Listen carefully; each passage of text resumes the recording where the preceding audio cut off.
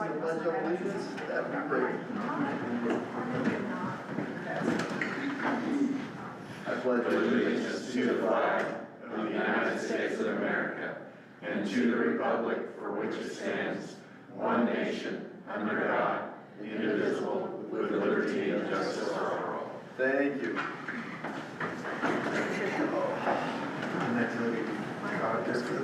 All right. Call this meeting to order, and Rebecca, will you call the roll? Yes. Mayor Smith. Present. Alderman Villier. Present. Alderman Hill. Alderman Keene. Present. Alderman Lancaster. Present. Alderman Swadesh. Present. Alderman Wilson. Present. We have a quorum here. Great, thank you. Do we need to know about the consent agenda? No amendments, no modifications.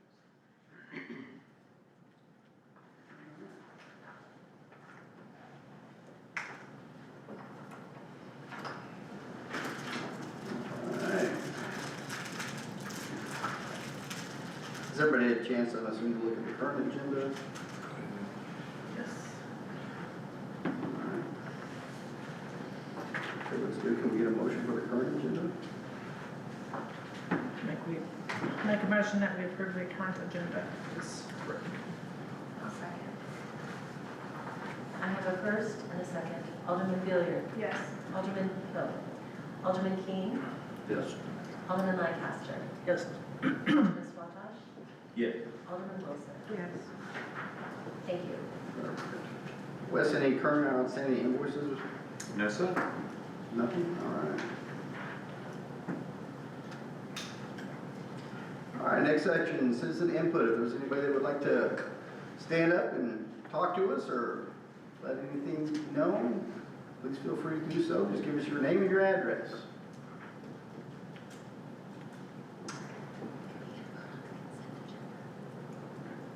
Seeing none, I'll close that section. And can we get a vote on the consent agenda? I need a motion.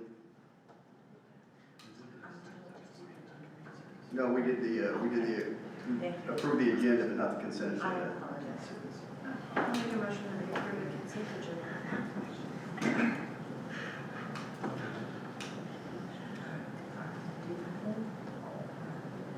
I just made the motion if we didn't. I made the motion if we missed it. I thought we went, did I it? thought just me. We did the agenda. Did it? Yeah. Thank you. My apologies. I'm sorry, I guess I missed it too. All right, Steve, you got anything for the project manager report?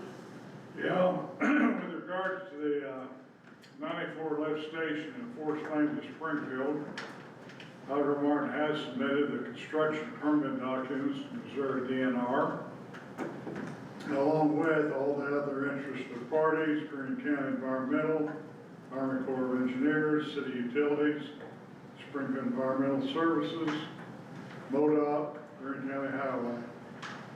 Most of the response has been favorable. Little administrative issue with the Corps, we'll get that worked out. And we got a little minor conflict with the City Utilities gas line that we'll have to resolve. They're too close to each other. With regards to the Meadows gravity connection to the City of Springfield,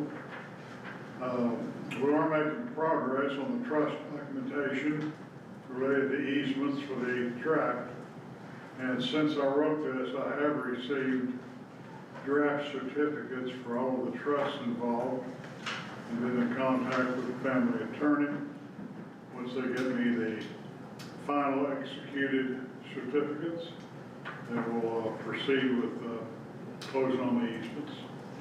And then at that point, we go off to bed. Good. Any questions? Be glad to answer them. So all the easements have been accepted then?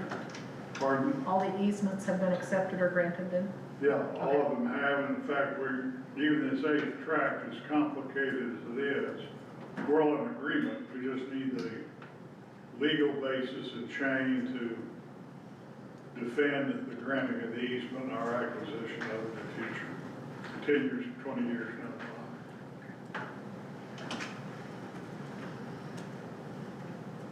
I'll make one other comment. We do have to pursue a couple of temporary construction easements along the force main from 94 to Springfield. And Dr. Martin's surveyors are describing those currently. Not that we'll put the line on them, but it's, I always say you have a place to put the outrigger down on the backhoe when it's over the line. So we'll get that documented.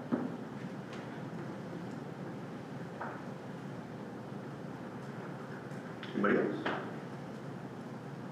All right, thank you, Steve. All right, item number 4. Anything new on that, Wes? No, sir. That you want to read? It's our second read. Yes, sir.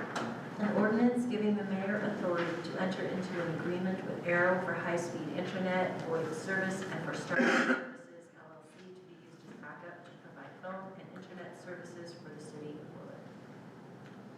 Make a motion to approve the ordinance as read. Second. I have a first and a second. Alderman Hilliard. Yes. Alderman King. Yes. Alderman Lancaster.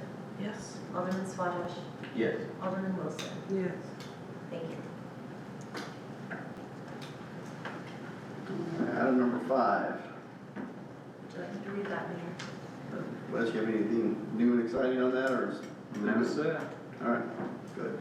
An ordinance of the Board of Aldermen of the City of Willard, Missouri, authorizing the mayor to enter into a contract with Culpeper and Meriwether Circus. Second read.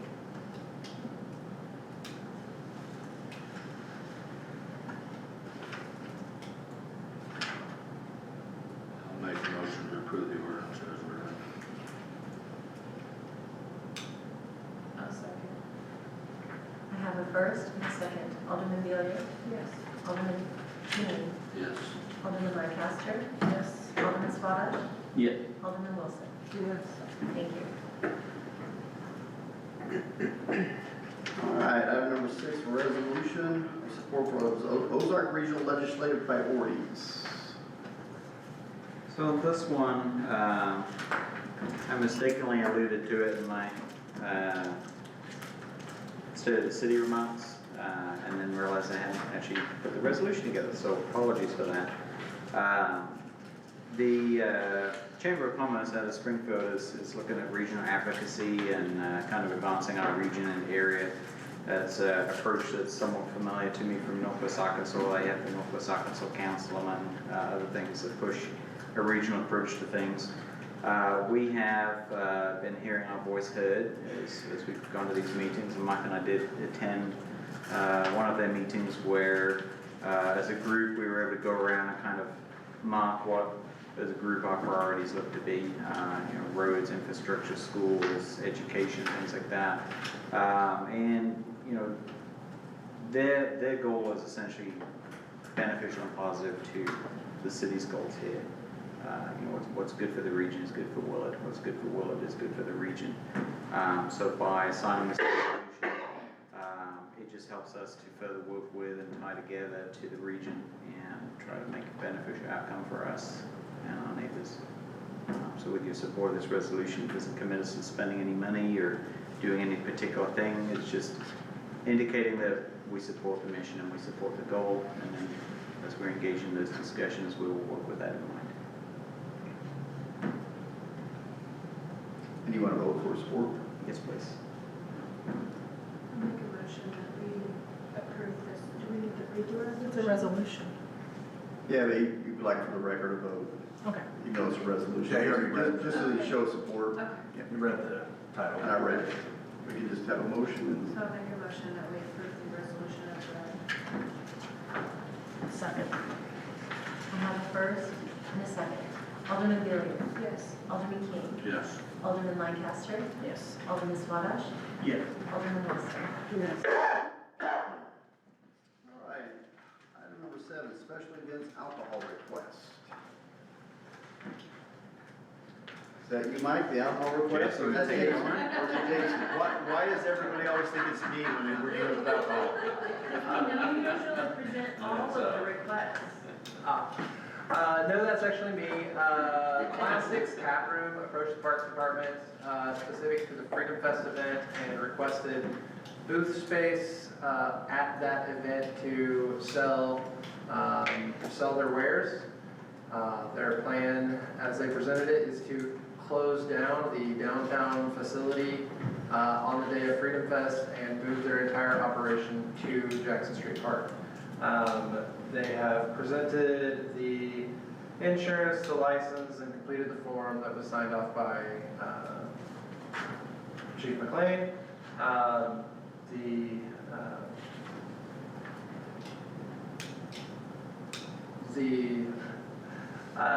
The event would be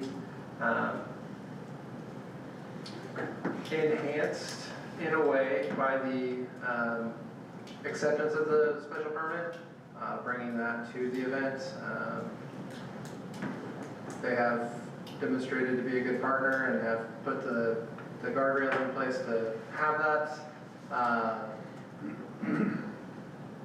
application approved, if the board so chooses. So what would the geography look like? Are they gonna set up a fence, a barrier? They would have An entryway? an enclosed tent space with a single point of entry, and one of their staff would be monitoring that entry to make sure that no alcohol left that space and no one under the age of 21 entered that space. Do they have a set time frame that they're planning on operating, or is it just all day? The duration of the event, so 12 to 10 or post fireworks.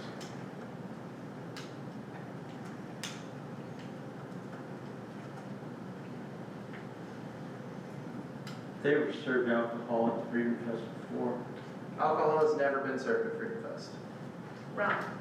There was a time a few years back, I believe, that Sauce on the Side did a beer garden. They did a beer garden for Veterans Day, but they didn't. Was it for Veterans Yeah. Day? I thought it was for Freedom Fest. I seem to recall it being for Freedom Fest. They presented and requested to present at Freedom Fest, but they didn't have the paperwork in order in time to actually have a beer tent at Freedom Fest. You know, there's been a beer garden at Freedom Fest. Distinctly remember it. You were surprised at Casey. I remember that. You remember that? I remember it being there. It was a number of years back, but I remember there being one. As far as I'm aware, since 2013, there has not been a permitted beer tent at Freedom Fest. Veterans Day, we used the paperwork that they submitted for the Freedom Fest to go ahead and approve them for the Veterans Day event that same year. And the plan was, the plan was a trial run to see, and then the following year, they did not find the event to have value. What type of alcohol will we serve? It will be beer and he referenced a specific OTR cocktail, so I believe those are ready to serve canned cocktails. And did the chief weigh in on this at all? He signed off on the request. He didn't give any feedback beyond approving it. Do you have any concerns? I do. My position with Freedom Fest has been that alcohol changes the culture of an event, and my position is that Freedom Fest is not really the most ideal, the ideal site for a beer garden. I think there's too many variables, including vehicles in the park after dark. And it's usually a very hot day, and people don't always monitor their intake as well as they think they are. So I would love to have Mile 6 as a partner for many of our events. I'm not sure that this is the event that I would want them to really dip their toes in the water on. I have a bit of a moral dilemma with that because it would generate extra revenue. It would generate extra traffic to the site, which would in turn generate an extra festive feel. The other side of that moral dilemma is it would generate an extra festive feel. We don't typically allow alcohol in the park. I know that I have a strong assumption that alcohol makes its way into the park against authorization, but inviting it in for this event with the crowd, with the heat,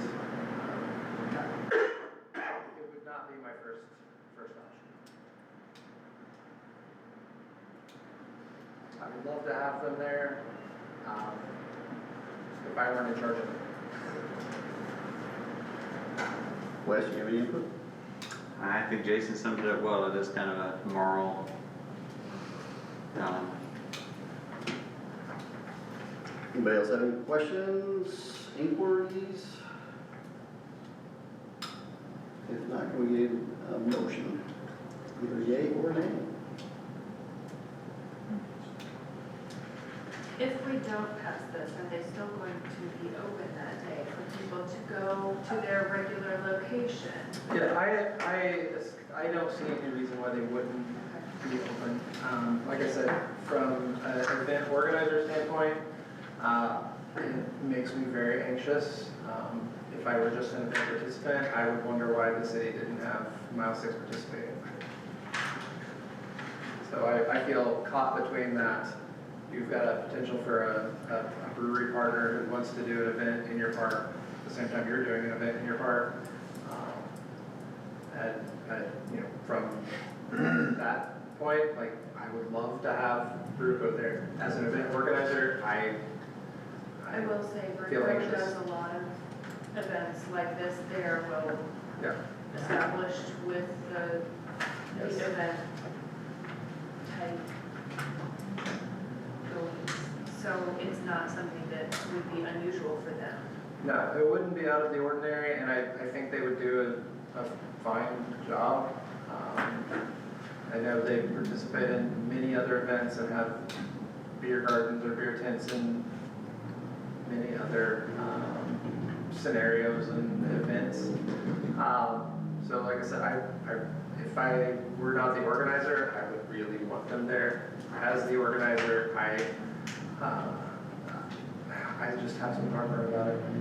And if I were presenting this from the perspective of Bruco, my argument would be, or Mile 6, my argument would be, absolutely, they should be here, it will be an enhancement to the event, but for whatever reason, whether it's my puritanical upbringing or managing a crowd of 7,000 people when they're not 15 steps away from a beer, I wonder if it might be worth having a few more discussions with them about how they plan to implement it. Because I've seen it done in other communities where, you know, they give them armbands and things like that, so it can kind of be clearly identified, and then there's kind of a constraint area. Thou shalt not go beyond this barricade with your glass in hand. Maybe they're willing to support activity from that angle. So maybe my recommendation might be just to table this to the next meeting to give us an opportunity to maybe both of us talk to them and discuss how this looks in practice. Yeah. I've never seen it in a city park. I've seen it more on city streets. But maybe there's an angle that they can pursue with that in mind as well. So my recommendation would be to table this for now. Give us a chance to maybe talk through I don't know that's some of the gonna, I don't dialogue. know that's gonna change the board's opinion. And it may not. Maybe it's worth a straw So poll what I would to say see is, if it's not I even would say gonna. this, somebody wants to make a motion to table it or make a motion to approve or deny, let's do that. Because Yeah. there's no need to drag our feet. I agree. I got a feeling we're probably not gonna need to keep going, so. Somebody wants to give a thumbs up, thumbs down, or table it, let's do that.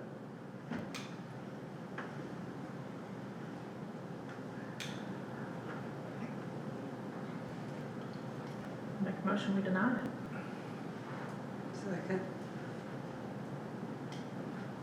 Is this something we want to roll call vote on? I think we should. All right. I have a first and a second. Alderman Billiard. Yes. The motion, Scott, the motion was to deny the request. Yes to deny. So yes to deny, no to the negative. Alderman Billiard, yes. Alderman Keane.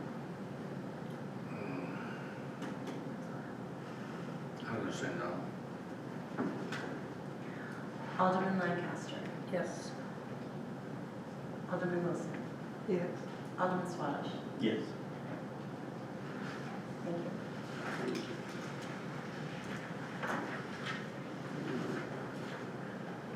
All right, section 8, you guys are gonna have to bear with me. Apparently, this is a formal section, it's some Latin phrases and such.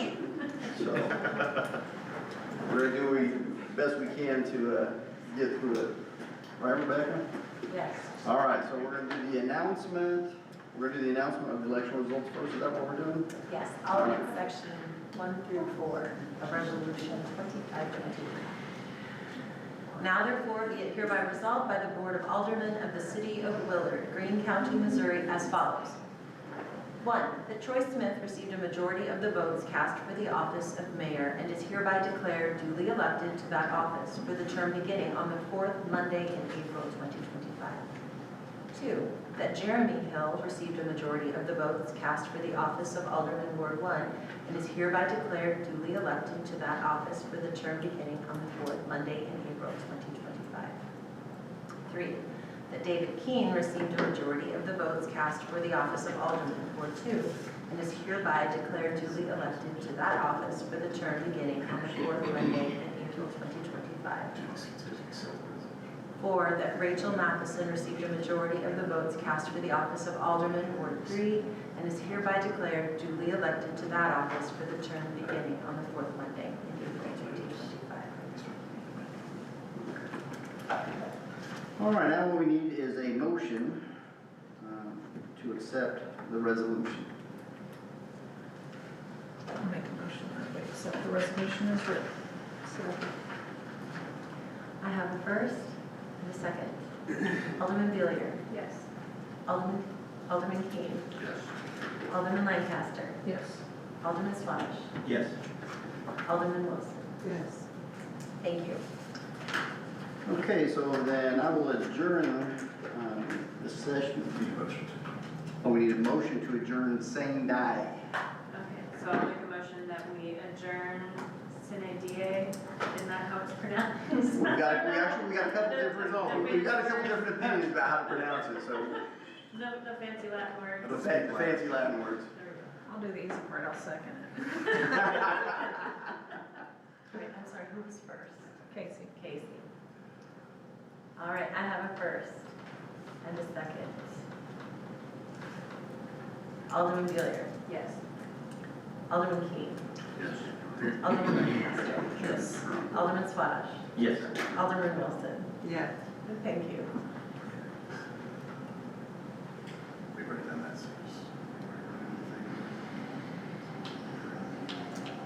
Okay, so I declare the meeting of the board in its present form adjourned sine die.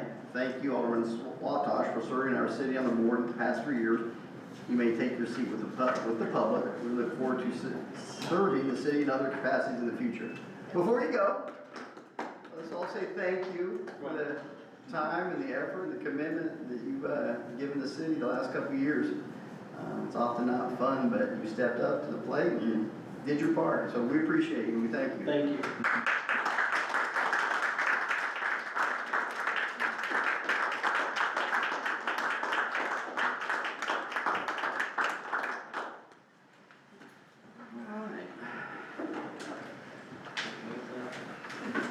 So now we have oaths of office. Right, Rebecca? Yes. Rachel Matheson, will you come forward? Will you raise your right hand and repeat after me? I, Rachel, do hereby swear that I will support the Constitution That I will support the Constitution of the United States of the United States and of the state of Missouri, and of the state of Missouri, the provisions of all laws the provisions of all laws of the state of the state, affecting cities of this class the cities of this class, and the ordinances of the city. and the ordinances of faithfully demean myself. What was it? Faithfully demean myself. And faithfully demean myself While in office. while in office. I will execute the duties of Alderman I will execute the duties of Alderman to the best of my to ability. the best of my ability. So help me God. So help me God.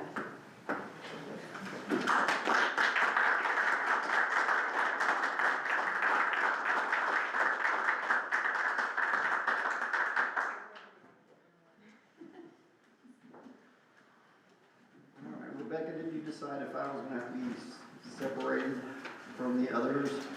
Since he's taking it as mayor and the others are taking it as alderman. There's a different oath. Probably the same thing. Well, me or David? I'll do Alderman King. I refuse. He wore his fancy shirt today, Dressed up. Raise your right shades hand. and everything. I I, David King, do hereby swear do hereby swear that I will support the Constitution that I will support the of Constitution the United States of the United States and of the state of Missouri, and of the state of Missouri, the provisions of all laws provisions of all laws of the state affecting cities of this class, of the state affecting cities of this class, and the ordinances of the city, and ordinances of the city, and faithfully demean myself and faithfully demean myself while in office. while in office. I will execute the duties of Alderman I will execute the duties of Alderman to the best of my ability, to the best of my ability, so help me God. so help me God. Thank you.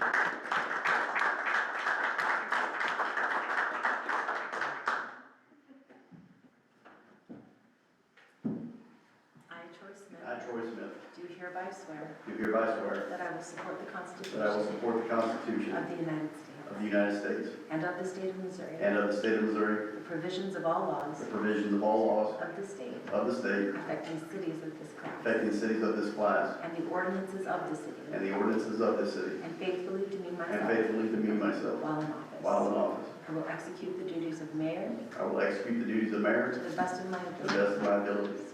So help me God. Thank you.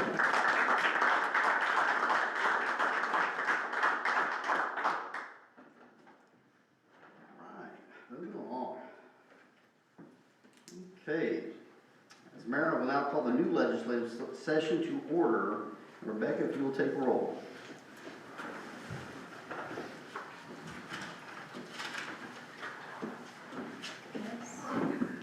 There it is. Mayor Smith, Present. Alderman Gilliard, Present. Alderman Hill, Alderman King, Present. Alderman Lancaster, Present. Alderman Matheson, Present. Alderman Wilson. Present. We have a quorum, Mayor. Great, thank you. All right, next thing on the agenda is to nominate a mayor pro tem. So, we're gonna open the floor to nominations, volunteers. How do you guys wanna do it? I would nominate David again. Same. I'll accept it. Okay. All right, who, could we have first? Thank you, and a second. Second. Thank you. Alderman Gilliard, Yes. Alderman King, Yes. the important one. Alderman Lancaster, Yes. Alderman Matheson, Yes. Alderman Wilson. Yes. Thank you.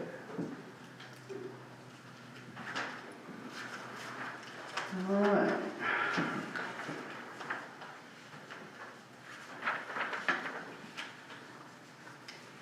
Next, we have nominations of representative for Planning and Zoning Commission. Mike, is there anything you want to? Yeah, I mean, I appreciate the representation the aldermen give, their presence in that meeting, and we will gladly accept whoever you nominate. So let me just say a few words about this, because I know David spent the last couple of years, also on the P and Z. You know, it's important because those two, that board and this board works closely together. And you guys know my feelings on how important it is that we have trust and faith in planning and zoning, because they take the time to hash things out before it gets to us. They research data, do all the things that are necessary so that when they bring it before us, that we can make an informed decision. So it's very important that we have somebody on that board. I know it's another commitment on top of this one, but it is important to have a liaison between the two boards so that if there are questions or concerns that, you know, we have someone that has sat at the meeting that can give us firsthand information. So is there somebody that would like to sit on that board other than David? Unless David just would love to stay there. If nobody else wants to do it, I'll do it again. Let's see if, see if anybody else would like it. If nobody else would like it, then they will take it, but don't everybody put their hands up at once. All right, seeing no volunteers, David gets voluntold again.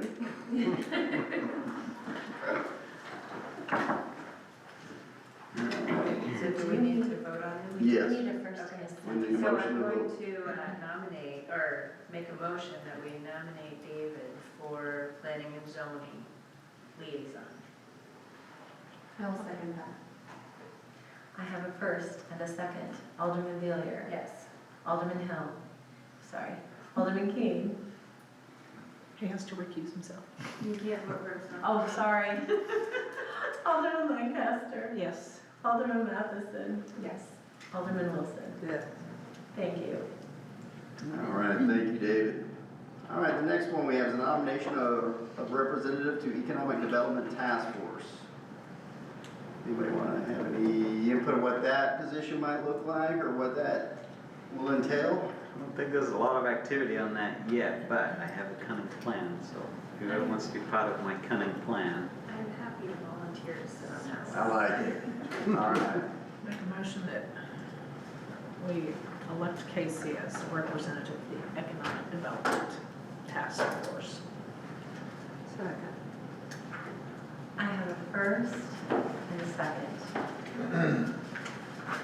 Alderman King. Yes. Alderman Lancaster. Yes. Alderman Matheson. Yes. Alderman Wilson. Yes. Thank you. It was the cunning plan sales pitch, wasn't it? That's what it was. Thank you, guys. We know that we spend a lot of time in this position. That's just taking on added duties. So we appreciate it. Thank you. Oh, Rebecca, if I'm not mistaken, I think that concludes our scripted version. Yes. So we go back to the unscripted version now. All right, item number 12. It's a first read, Rebecca. You want to do that? Yes. An ordinance of the Board of Aldermen of the City of Willard, Missouri, authorizing the mayor to enter into a contract with Ozarks Coca-Cola Dr. Pepper Bottling Company. Just first read, but did you have any input? Anybody, Wes? Nothing important? You got anything you want to add on that one? No, just that it is pretty rote. Coke is really the only beverage provider in the area that is willing to take on small parks and rec departments. The volume brackets for Pepsi to service us put the cost of soda significantly higher. Coke is offering $2,000 a year in sponsorship, $5 a case in rebate fees, and 50% gross revenue on vending machine sales for the vending machines we have in the rec center in the park. So it allows us to lock in a 3-year rate at $21 a case for 20-ounce bottles, which is pretty good. What would it cost us if we just did it through Sam's? So through Sam's, you can't get 20-ounce bottles. You can only get the 16.9s. So per fluid ounce, the cost is about the same, and we can't mark them up as far. And there's up to $2,000. And there's up to $2,000 sponsorship.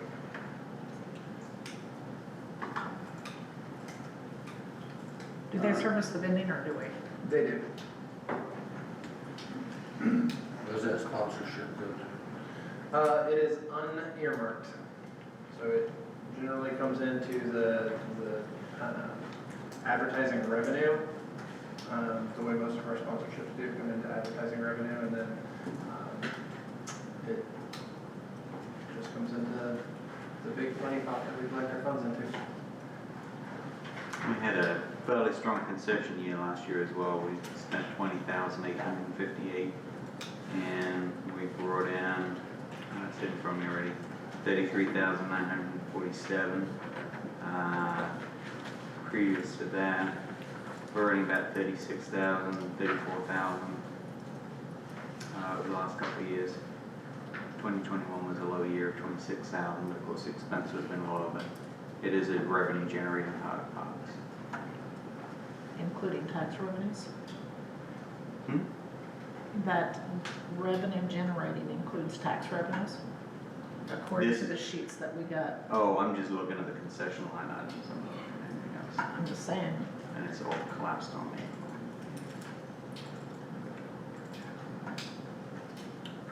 pull up the revenue of the park sheet.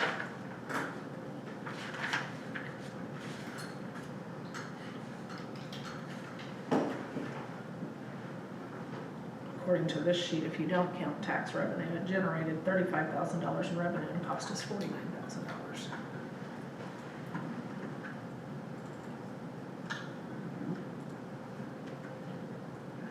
Right here. Expenses assigned to concessions was $20,058.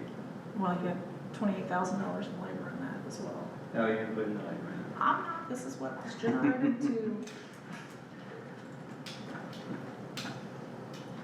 Okay. That's my little contribution. I'm just reading out the documents. So without tax revenues, it is not a revenue generating. Not without the people power pulling the pump. Not without $20,000 worth of tax revenues associated to concessions. What's involved in the labor category? Is that what you guys are talking about? No, this presentation that Jason's going to give shortly, I assume, shows that direct revenues was $35,000. Tax revenues that was allocated to concessions was $20,000 for revenue of $55,000. Supplies was $20,000, staff was $28,000, so the expenditures of running concessions is $49,000. He shows a $5,000 profit, but you put $20,000 of tax revenue in that. That, in my opinion, as a taxpayer, I want you to pay for your own soda. I paid $5.89 at Springfield Cardinals game the other day, so, for a 20-ouncer. So, if you want me to speak to this now, I can, I don't mind to, if you want to wait. I'm just reading off, I mean, Wes is saying what he's saying, and I'm just Sure. reading from a piece of paper here So- that was sent to us. So ultimately, this is not really an accounting level document. The way that I allocated tax funds was based on full-time staff time, that is portioned out as a part of their normal everyday job duties, based on the percentage of time they spend working on that. So, while it's easy to look at it and say, oh, we spent $28,000 in staff time, a significant portion of that is full-time staff time, that is just the ordering of the material, the picking up of the material, the scheduling with the staff, the supervising of the staff, and then obviously the high school kids that work in the concession stand count into that staff. The calculation for applying a tax allocation to it is using the assumption that the employees who work for the city are being paid to some degree by taxes, because that's kind of the way the city works, is employees are paid by the taxes. So the tax portion covers the cost of the employee staffing that has been just assigned to this particular role of the job duty. And that's where that number comes from. It's just a quick math, easy way to assign a staff cost beyond the hourly wage workers to the concession stand, because they don't do the ordering, the full-time staff does the ordering. And then based on the fact that there is a full-time staff member spending some of his time doing this part of the job, there's a tax portion assigned to their salary. So if you didn't have concessions, you would have $20,000 of tax revenue that you could put towards facilities that you can't get fixed, that you tell me. That is one way to look at it. I think if we look at the kind of, the value of the dollar, we could say that, yes, we wouldn't put that 20,000 towards it, but that staff member would still be working for the city presumably, because. If I didn't have a concession stand, the majority of my labor would not be there. So if you didn't have a concession stand, the majority of your labor would still be there because that is not the sole purpose of that. We don't have one person who is working full-time just doing concessions. It's a portion of their job that is in addition to the other job duties that they do, the youth sports, the trainings that they do with the staff. So there is a portion of their regular daily 8 hours that they spend working with the concessions staff and scheduling concessions. So if that part of their job went away, that part of their salary wouldn't necessarily go away, but some of the way to recoup the cost of their salary does go away.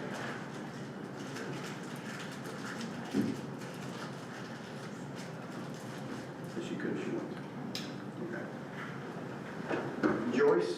Yes. I'm not sure what you would like to do, but after talking with Nate, if you would like to, or you say that you don't want to approve this ordinance and you want to shoot it down? No, I just, Wes made a comment on what the revenues were, and I'm just telling you the documents that we were provided, that's not what it says. Okay. Okay. All right. Does anybody else have anything else then? This is still the first read, so we can hit this again the second read, but, Rachel, this is, you got out of, it's your first night, and I believe you have a background in accounting and auditing, and That is very true. you understand all this accounting type language. Yes, I understand Jason because I also used to work for the park board, and so I understand his point of view. So I think she also makes a good point. But ultimately, I wouldn't think about getting rid of concessions because not only. I'm not saying it, and again, it is a bunch of different programs, and when we get to that, so we can just table what I was saying. All right. So we'll just proceed on this, since this is the first read, then when we come back for the second read, we'll address it for both ends. Sound good? All right, item number 13 is also a first read, Rebecca. An ordinance adding section 405.155 of the city code. First reading. I know it's not about beverages, but I'll talk about it. This is an ordinance we're bringing in conjunction with the Parks Department. This has come up as our new fees have come through. Parks has been allotted a $400 fee per building permit for maintenance and expansion of parks. Both of these ordinances, but this one in general, gives developers an opportunity to come in and develop property and use this ordinance to lower their permit costs.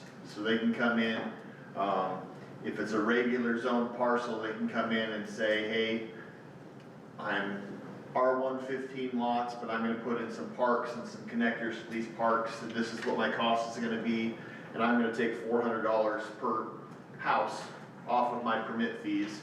So they're basically they're installing it on the development side and they're making it up on the building side. Which of course would be approved by you. Which of course will be reviewed by staff, including the Board of Aldermen, since all plats and everything go through the Aldermen. So if the developer was gonna say put in 20 homes and as opposed to paying the $400 fee that would normally go to the Parks Department, and they said, we'll put, connecting pathway to wherever, then I would go through you, then come to us for a final blessing? Yeah, so, the ordinance we're talking about now talks about parks and pocket parks and recreation areas and different things like that. The ordinance that's following talks about trails and trail connectors and the differences between those. But yes, that is basically the vision. So if a developer comes in and he wants to do that on the front end to save money on the back end, this gives him those tools to do that. Is there a minimum? I mean, far as how many houses the developer would need? Well, obviously, it's gotta make sense for the developer, it's gotta pencil out for him, you know, he's not gonna put $400,000 up and only recoup 50, you know? So usually it's the larger developers that come in, they're able to use this tool to recoup costs on the back end.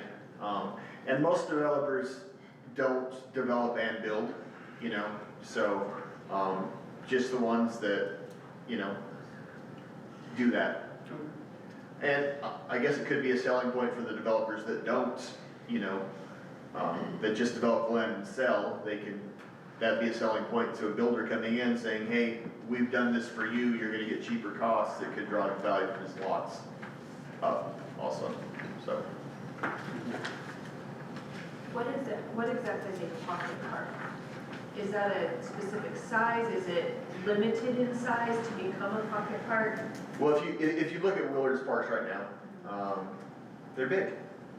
They're big. A pocket park can be something that's a smaller size, which is a much more doable thing for a developer to come in and say, hey, we're gonna do a quarters of an acre, and we're gonna put some pickleball courts, or we're gonna put up a pavilion and some barbecue pits and some different things like that. Just some places where people can stop and recreate and enjoy themselves, but also it's interconnected to other developments and to other trails, so it's. So it's not like specific to one neighborhood, like a Correct. HOA type? Correct. Okay. And if, But is it limited in size? Is there a max on it that makes it, after a certain size, it's no longer classified as a pocket park? I didn't put things in like that, because if the developer comes in and he's taking advantage of this ordinance, the city would come in and we're gonna be a part of that discussion.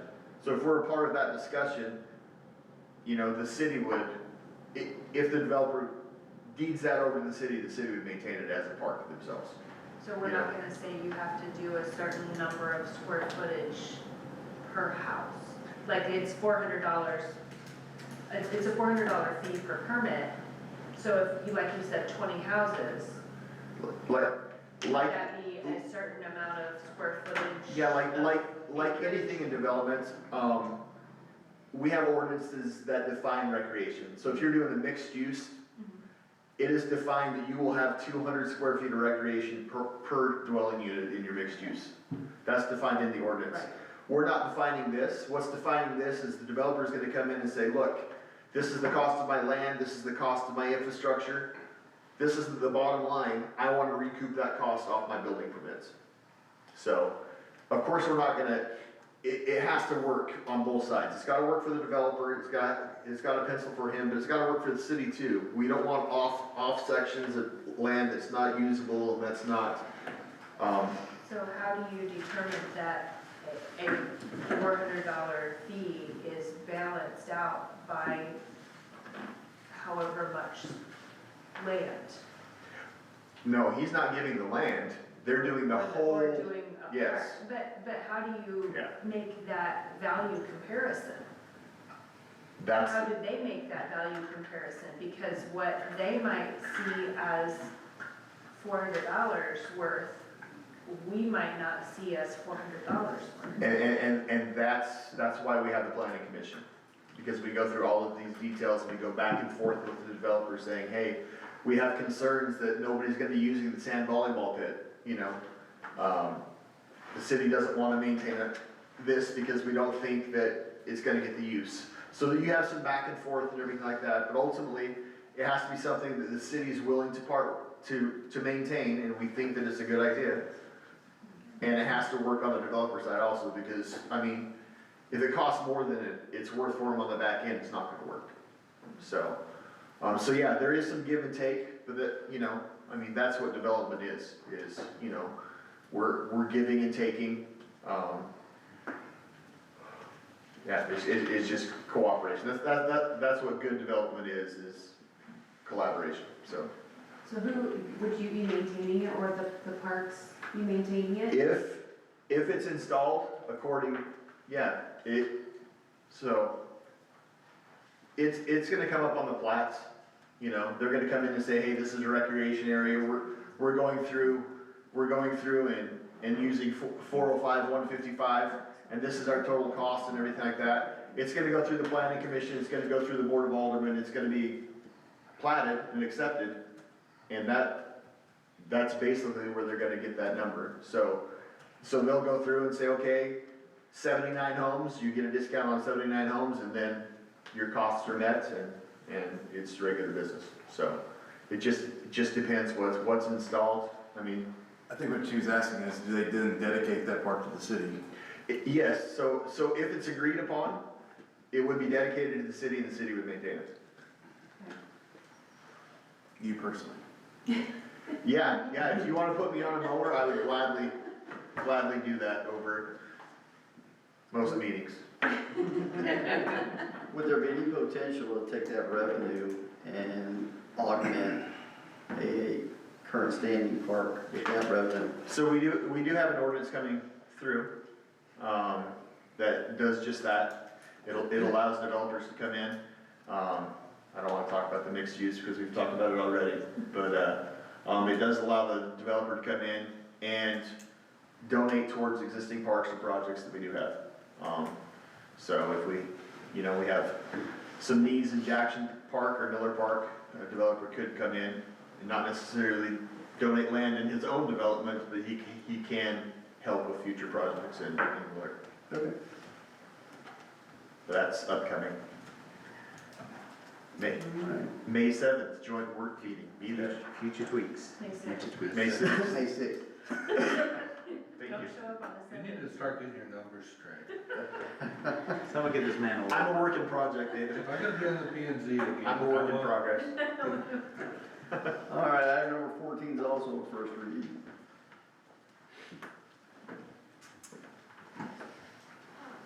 I got it, you're on. I'm sorry. An ordinance adding section 405.156 of the city code, first read. Okay, so this is more of the same. So we have parks and recreation areas and pocket parks. This defines our trail system. So we're going forward with our master transportation plan, and that will define where we want trails to be in the future, now, 5 years, 10 years, 20 years in the future. Those will be defined, so when a developer comes in and say, we can come to the developer and say, hey, you have an opportunity, we would like a trail coming through here, and this ordinance defines what that trail is, what it looks like, how it'll be engineered and everything like that. In addition to that, we have park connectors, so if they're putting in parks and everything like that, instead of a 5-foot sidewalk, it's an 8-foot park connector that would need to connect the park to park to different neighborhoods and everything like that, because generally those carry more traffic than your neighborhood sidewalks, so. But that's what this ordinance is. It just defines trails, park connectors, widths, and ties it all in with the other ordinance.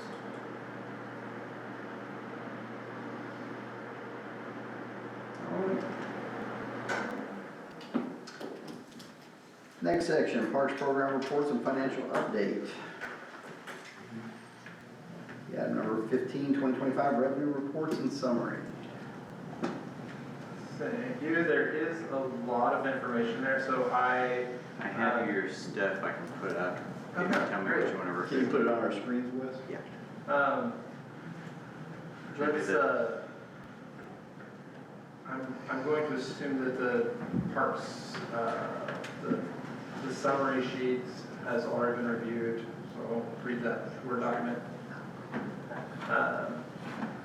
Let's start with the PowerPoint. Up there, yeah. So, like I mentioned earlier, this is a very high-level overview. It's not intended to be audit-level report. There are some shortcuts that I'll get to that were taken. We discussed some of them a little bit earlier to get to some of the numbers. But essentially, this is just kind of an at a glance. Here's the bulk of the spreadsheet in a easily digestible snapshot. So if we start on the at a glance slide, Joyce mentioned tax allocation as being an area where there was some maybe confusion or maybe a lack of transparency. Being completely transparent, the reason that I chose a staff time allocation as opposed to the NRPA recommended in the more commonly used pyramid pyramid methodology that I've included in previous reports, is that with using the pyramid methodology, a subsidy level is assigned based on community value. So if it is an event like Freedom Fest, where it is free to the community, you go, everyone is welcome, everyone can enjoy the event. National Recreation and Park Association and kind of industry standards say those kind of events, free to everyone, open to everyone, are subsidized at 100%. So the city, whatever revenue is collected at those events, whatever tax funding, if there's a revenue shortfall, so if we spend $50,000 on fireworks, but we only have $20,000 in vendor fees, that is expected that as a service to the community, the city just eats that cost and we don't worry about it. That is a very complicated framework to put into a report, because it's based on evaluation of value that is not as transparent. There's no hard number to assign to that unless you're line iteming out every single program based on how I feel the community enjoys that event. So, we have the Cocoa with Santa event and the Christmas parade. There's no charge for that. There is a cost associated with that. So those kind of programs are subsidized at a 100% level. Programs that are very individual in nature, so for example, like if I go to the gym and I'm like, okay, I need to hit the treadmill, tell me what I need to do, and I have a consultant with a fitness person, like the full cost of that interaction should be compensated by the person receiving that benefit. So that would be a zero subsidy program. Again, those are the two easy ones. The three areas in the middle are a little bit trickier to plot onto that chart and be transparent with. The way I broke this out as how do I assign the value of staff time to a dollar amount for a program when they don't just do one program, they do 15 programs or 17 programs, or they've got their hands in lots of different projects based on a survey of how they spent their time. Basically, how much of your week do you spend doing work associated with concessions? How much of your time do you spend doing work associated with sports programming? How much of your time do you spend doing work associated with youth programming or invoices? And then when I got that back, I took their total salary, divided it by the percentages, and just blocked it out in chunks of this percentage of their time is spent on concessions.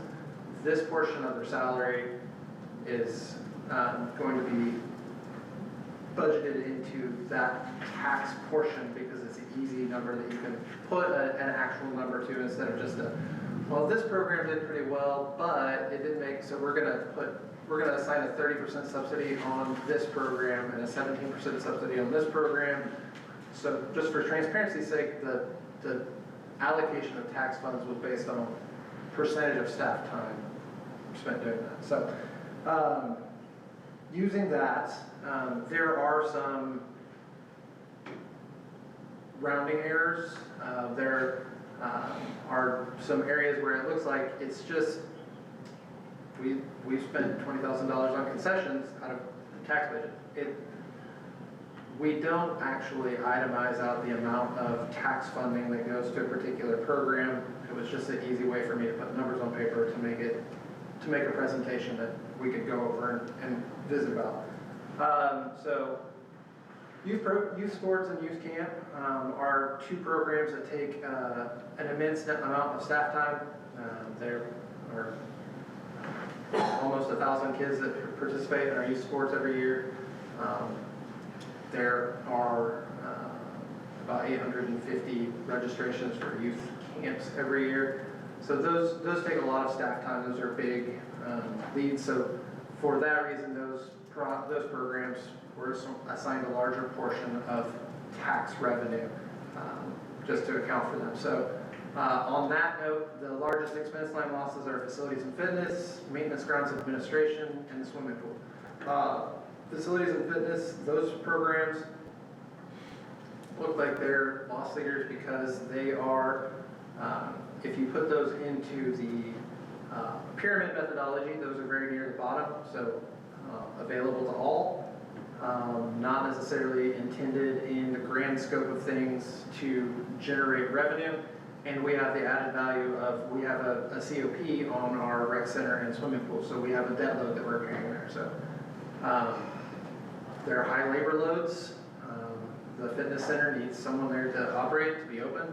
The swimming pool needs people there, lifeguards, to be open, and also carries a debt load. Maintenance and grounds and administration, that area carries a big negative because there is no specific revenue line for mowing the grass.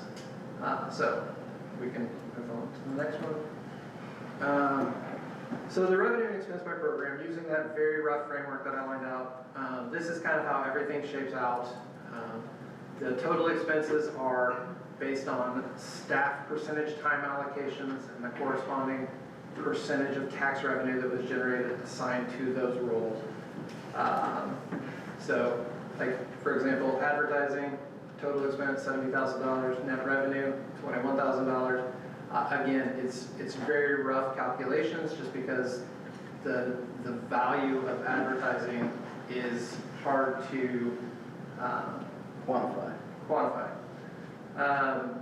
See down with like youth camp, $90,000 in expenses, $45,000 in revenue. A good portion of full-time staff salaries are accounted for just using that rough tax formula. So the next is just kind of a visual representation of that, how that is spent. And that's just much smaller on that screen than it is on this screen.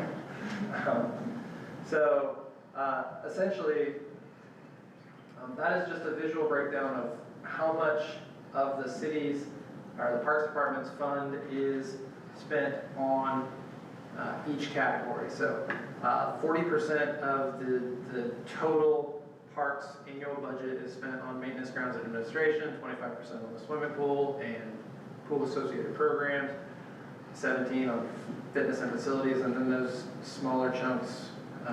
That is all costs associated with that as broken down into a percentage of the total annual expense of the city. So we go on. Programs versus maintenance is a percentage of the expense. When you lump all of those programs, aquatic sports, camps, all of those into one big chunk with the maintenance, grounds, and capital. And for this, I excluded the playground because it's a one-off. It's not going to show up every time. So I didn't want that to skew these and make it look like we spent an obscene amount of money on maintenance and grounds when we added a $800,000 playground that's not going to show up next year. So I took that out because I didn't want to misrepresent what portion is spent on maintenance and grounds. So, Can I ask you a question? Yes, go for it. Sure. Just to confirm or refute a thought. Am I wrong in the thinking that doesn't the park department end up mowing and doing a lot of maintenance? Because I see a lot of expenditures regarding the grounds and whatnot, but doesn't the parks department do a lot of ground maintenance to areas of the city that aren't really under the parks domain that in some cities would be public works? So, yes, so the right-of-way between the trail and Jackson Street, the Parks Department maintains that from the water tower to the car wash. The rationale for that, I think, was that the trail is a linear park, and so we should be responsible for keeping that park-like atmosphere as opposed to the Public Works Department. That was a decision I was not involved with. Pleasure hand your bill. So yeah, we do. There's about 2 miles of right-of-way that we maintain that is outside of strict park setting per se. What happened to those goats? Those goats were fun trial run. I think the kids kept torturing them. The kids would pick on them, and then the solar electric fence wasn't, the battery backup wasn't really enough to. So then, as soon as the first goat figured out this fence is no longer shocking me, they would just go somewhere else. Free range goats. Yeah, so free range goats along the trail.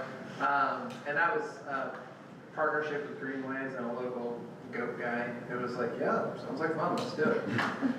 So, but you can see that, like, more than 50% of our total annual outlay is on just the operations of keeping the building open, keeping the lights on, keeping the grass mowed.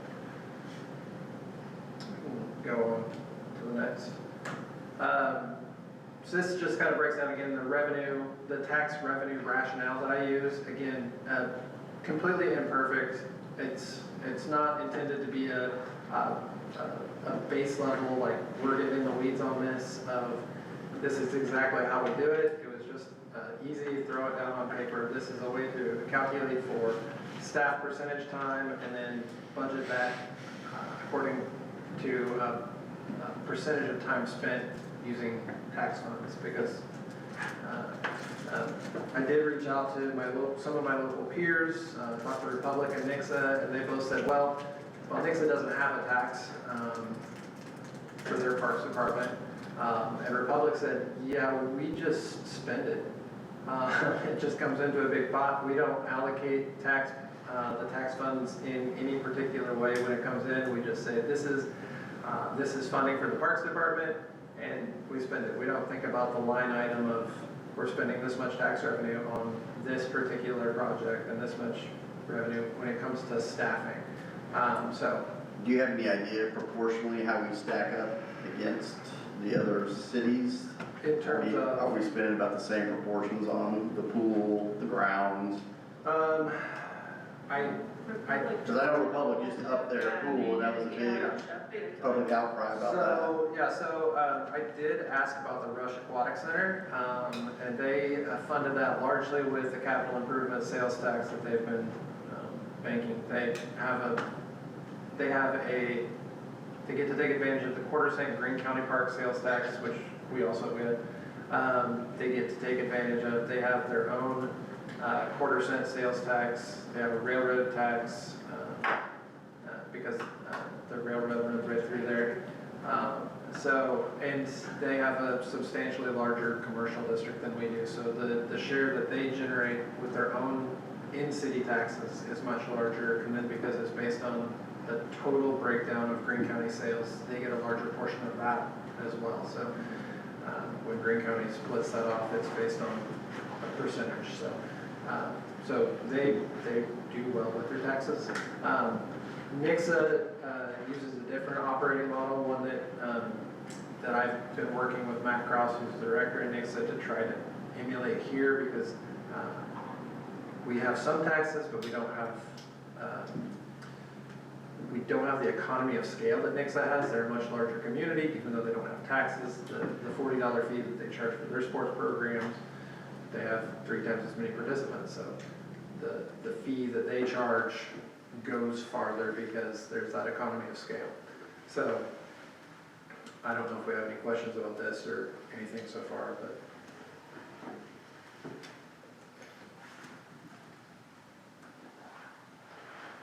We can go on. So, financial challenges.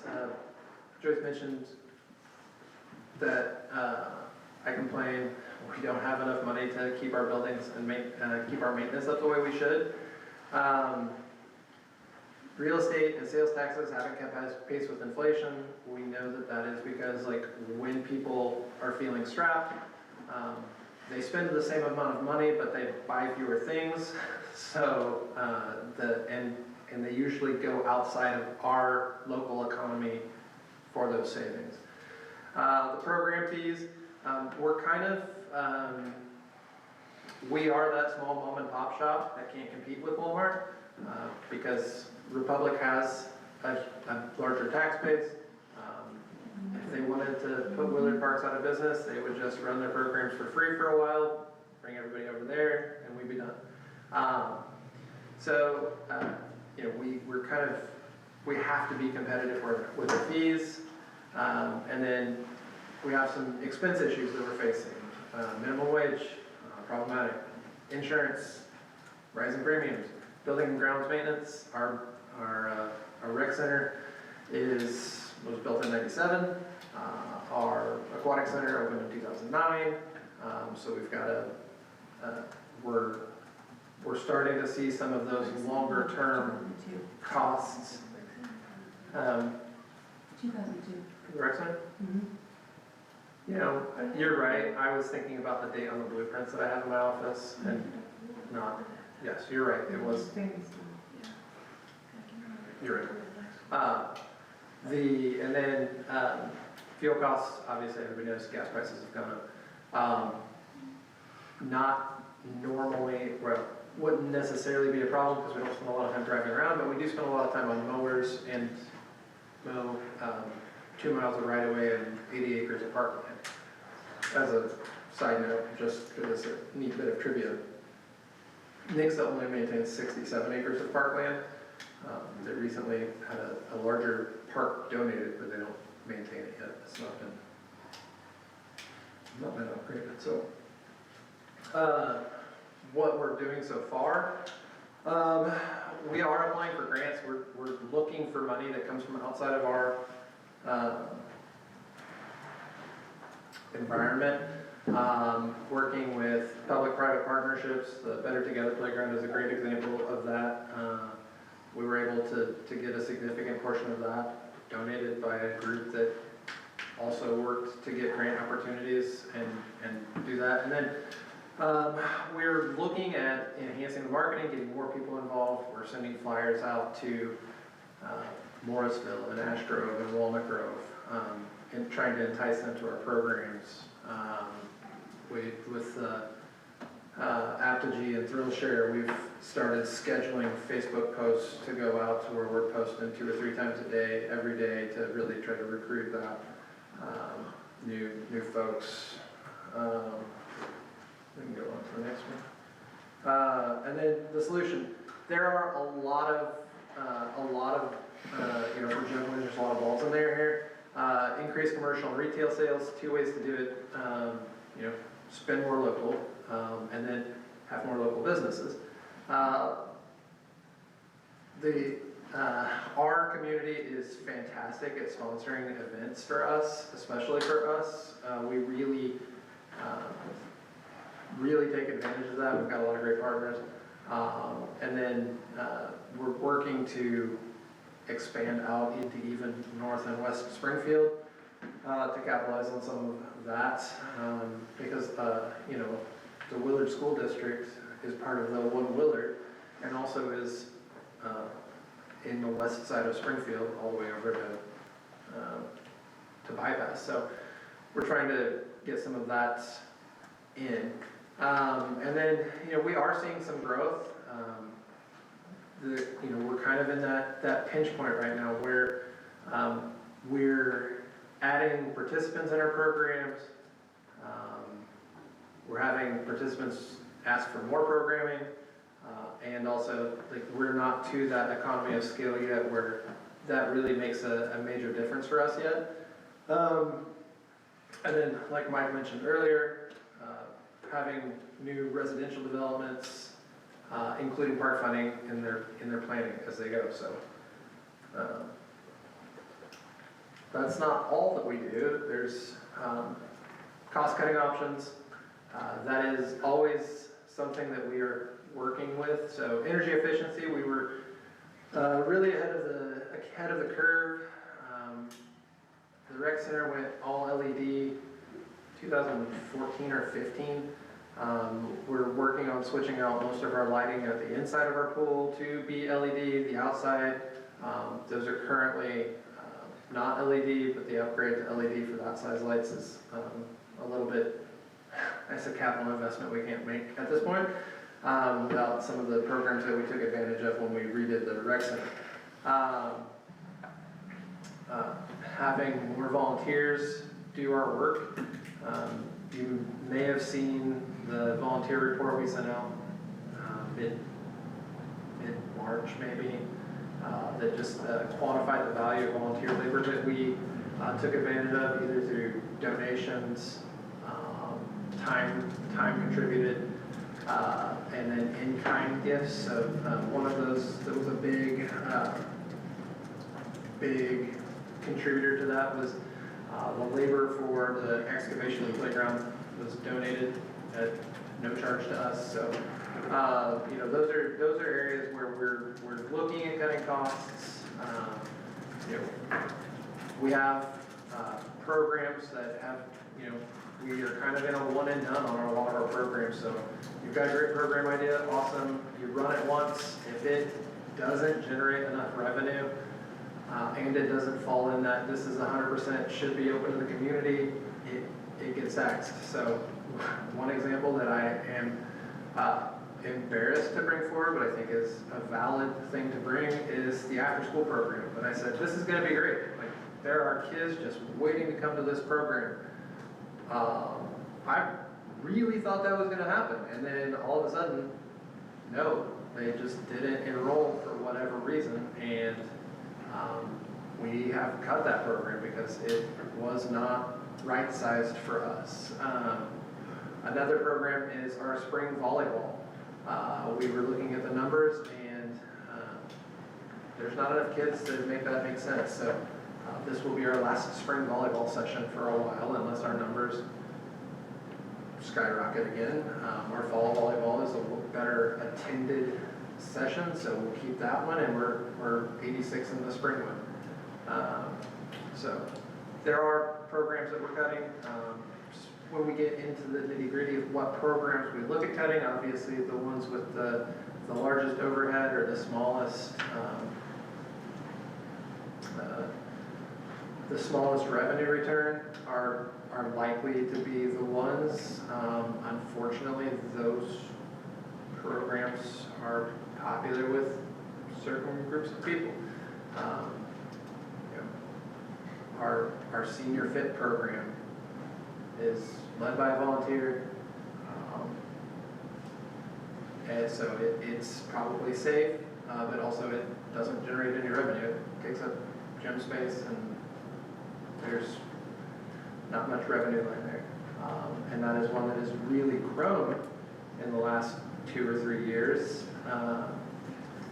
But those are where we're looking. We're looking at those areas where there's not much space, there's not much, or they're just, they're big losers.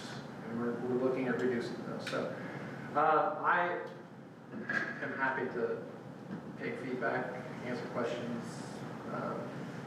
provide clarity, whatever. And I guess I'll preface this real quick, but just a reminder that I had set them a goal already this year with 10% cost reduction. We did, I arrived last year and noticed there was a large transfer from general that seemed to be on the increase. We did manage to get that down considerably last year. And at the moment they're operating about 13% utilization of their authorized budget, with goal being no transfer from general this year. They're making some measurable activity towards the goal. They have been since December. And I know, this report kind of goes into the nitty-gritty of each program. I'm just a bottom line guy. I think if we're transferring from general to parks, that should be the first thing we aim to stop. And that's been the goal. That's been the target that we've set for Jason on this go round here. Based on 13% utilization, and I think looking at the seasonal as being one of those things that maybe needs to be better controlled. We have also implemented a policy for our seasonal employees that should put better controls and constraints on that on the front end. Previously, they would come back every year with a pay raise. Well, you're a regular employee, you don't get kind of regular employee stuff. So you come back each year and you get what you get. So we have made some tweaks and improvements already, including the advertising and marketing plan that Jason talked about as well. So yes, that's a bit more pie in the sky, but as I'm the bottom line guy, I'm looking to see if we're trending down or up, and at the moment we're trending down. costs. But I understand there are definitely some concerns on getting into the nitty-gritty that maybe need to be better addressed, and Jason's been speaking with his peers to find a way that maybe presents that in a way that fits for us. But ultimately, the direction you guys decide is what we'll take. So if we need to make stricter cuts sooner, then we can do that as well. I think it's important to recognize that it's impossible to assign a dollar figure to quality of life issues. Do we want our kids in Willard to have a pool to go swim in like kids in other communities do? Do we want them to have nice parks? And as much as a business owner, I'm a dollars and cents kind of a guy also, and I understand that there has to be returns on investments and liquidity and the ability to stay functioning, but as a city government, we can't just make everything about dollars and cents. And I think that's a good point. One thing that we do tend to forget is a well-run park system is going to contribute to property value. It's going to contribute to quality of life. It's going to contribute to tourism, economic development, other less tangible things that we can't say, because of our park system, we got this $500,000 development or this $6 million planning division or any of that things. You know, we can't say that's what brought them here, but it does often contribute. You know, people come around, they kick the tires, you don't know they've been here, but you do know, if they approach you and make a deal. And oftentimes that's because of the environment you create. And we do see people want to come to Willard. We have good schools, we have good safety. And honestly, I mean, going back to last May when I'm driving around kicking the tires myself, I drove into this town from every direction and I did not see a bad direction coming to town. That's quite rare for a town. Usually there's a part of town you hope your family doesn't drive through. Willard doesn't have that. So I mean, all those things do contribute to the quality of life overall, to your point, and I think that's something you got to keep in mind. So if I can speak to what Wes just said as far as the bottom line is what matters, that is true. It is the bottom line that matters. However, every time a program is presented to us, it's a line item that we have to vote on. And every time a program has been presented, I have said, is the fees going to cover the cost? And every time I've been told yes. Fees covering the cost does not mean that you are utilizing tax funds. And here's where I get on the tax fund allocation. We have a debt load that none of us like, that we all inherited.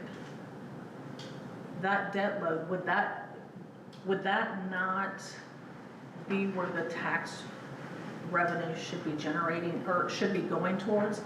Instead, what we do is we say, as an example, towards the pool, we allocated $51,000 of tax revenue. Towards Freedom Fest, we allocated $68,000. Towards sports, we allocated $105,000. We have a debt load that we can't get away from. I think, as someone that is supposed to help oversee the budget, that's what I have been pushing for. I asked for this 18 months ago. The mayor asked for it in January to get within 30 days. I'm glad we finally got it. I know Jason put a lot of work into it, but it tells the story that I've been telling since I've been sitting in this seat. Is every time the parks comes and wants to do something, we're told, yes, this is gonna break even, it's gonna cover cost, and it doesn't. It takes taxpayer dollars that should be allocated towards our debt and towards our building maintenance. It takes that and it allocates it towards programs. I have a hard time saying that out of the tax revenue that we have, $105,000 is allocated to show a profit for sports when the pool is the debt load that we are stuck with, we can't get away from. When I look at some of the reports and it's like, we're supporting a paint night for parents. There are businesses that do that. Why are taxpayer dollars subsidizing that? I'd also say on your senior fit program, nearly every senior qualifies for silver sneakers. My husband and my mom use senior fit. Make them swipe their cards. Yeah. If you're not getting that revenue, it's not because it's not available. Right, no, we do have the seniors enrolled in the senior, the Silver Sneakers program. We have, some that are in Healthtivity, and some that are in a third one that I can't recall at the top of my head. They are involved in those, and But you just said it gets, that program receives no revenue. It does too receive revenue. so, yes, I feel like there's some, again, some cloudiness around the allocation, the tax allocation. That, like I said, it's not a formal allocation of the tax money. It's not, this is where this money goes. It was, again, not the best methodology to use to show how funds are being spent. So, in terms of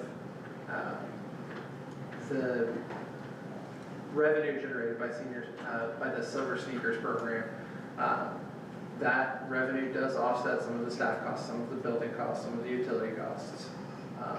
And also that program is one that shows a tax allocation as well.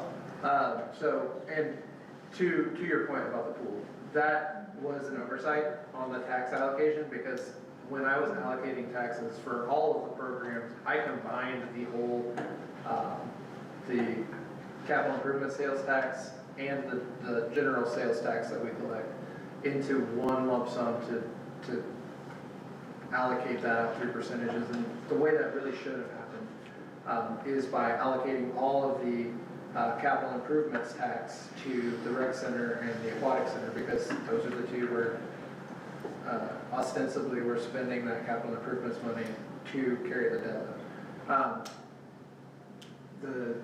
To answer your question, this is a throwaway question that doesn't relate to. So the way the fee structure is set up on the adult paint night is actually we hire someone to come in and do it, and we collect 25% of the fee.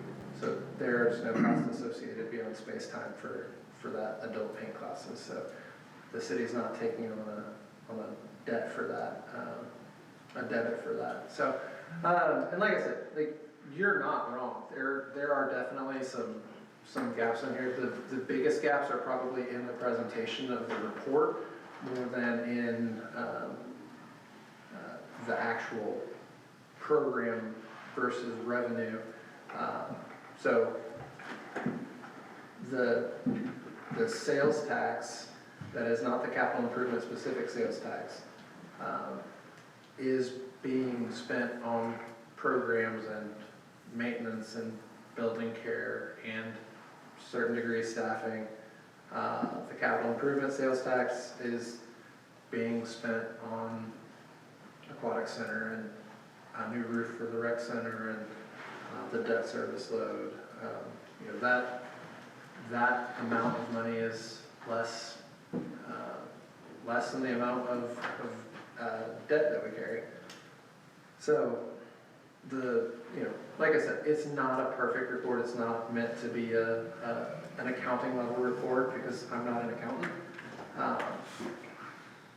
So speaking of bottom lines, Carolyn or Wes, whoever wants to field this question, field it.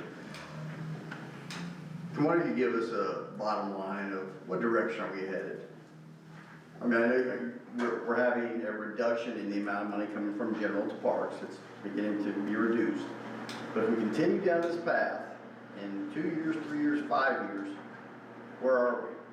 Are we getting better, or are we going down a hole? Getting deeper and deeper in the hole? We've already gone down the hole. So we're in the hole. I mean, just in the, let's see, I went back to 2016, you're talking an average transfer of $225,000 a year since 2016 to parks. Yeah, I think So- it's almost 3 million But I since 12. Yeah, Joyce went further back. What? I just went off of what was sent to us. Yeah. So, I mean, my goal is, the auditor's recommendation for a reserve amount for parks is about $554,000 is in their reserve fund. Right now it's a goose egg. It's been that way for a while because Carolyn's having to basically maintain that reserve in the general side and then allocate it over, which is not ideal. Parks should have its own reserve. there should, in my opinion, be a level of budgetary oversight from the Parks Board, which they're not wanting to provide, so we have to provide that. That's when, around about December, I stepped in and gave Jason a target. In 2 to 3 years, I want to see that we have $0 transfers going from general. That's my goal. Ideally, and So do you have a gut feeling at what point this does not become sustainable? technically, in time we're transferring from general, we're not sustainable, to be fair. Well, we've been able to But we've been able to do that because general is thus far. and still do other things. May I say something? Yes, ma'am? At one point, the trails, the mowing of the trails in different areas was actually in the streets department. And it was decided, I don't remember, by the board or whatever, to change it to parks. So that's one reason the parks transfer has increased as well. Like he said, wages have doubled. Everything's doubled, I Yeah, think. everything's doubled. So that's part of it, but, and that may be something we want to change back to, where the maintenance of the parks, the trails, the different areas, I mean, that's actually part of the city. It's not just parks, if you want to look at it that way. It's something we may want to change at some time and discuss. But on the flip side of that, I mean, just, and correct me if I'm wrong, but I think Trevor has stated several times that their crews have helped parks set this up or do this in parks. I think that's I don't think we're looking at Sure. That's such the a mowing is minor this and thing the parks went out of over the and overall big set picture. lights over here. I don't think that that's the issue. I think we have tried to grow and have so many programs for a small number of people. And whether the board wants to vote, that's quality of life. I personally, if you're gonna have a program, the fees need to pay for that program. If you're gonna have a soccer program, people will pay for their kids to go to soccer club that somebody is running as a business and they're making money on it. So I think if there is a program, that program needs to be paid for by those fees. If you wanna run a daycare, that program needs to pay for those fees.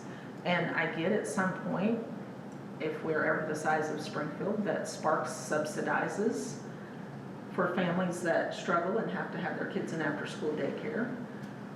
I don't think with a debt load that we have, I don't think that's feasible for the city to do. I think it's a mismanagement of taxpayer funds. As a taxpayer, that's how I feel.